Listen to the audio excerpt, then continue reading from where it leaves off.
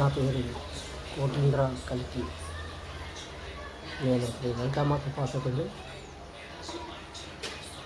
శ్రీ వీరబ్రహ్మేంద్ర స్వామివారి పంచమ శిష్యుడు. ఇప్పుడు నా అరచేతిని చూశారు కదండి.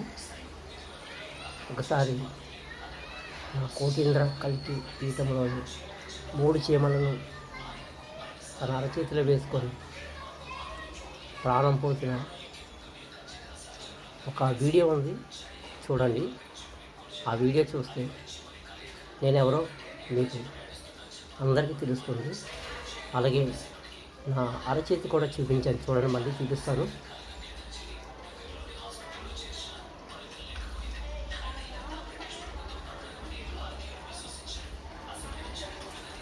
అందరు గమనించండి. నా చేతిని బాగా గమనించారు కదా. ఓం శ్రీమాత్రే నమః.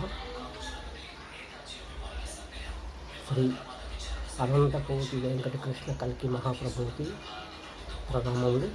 స్వస్తి.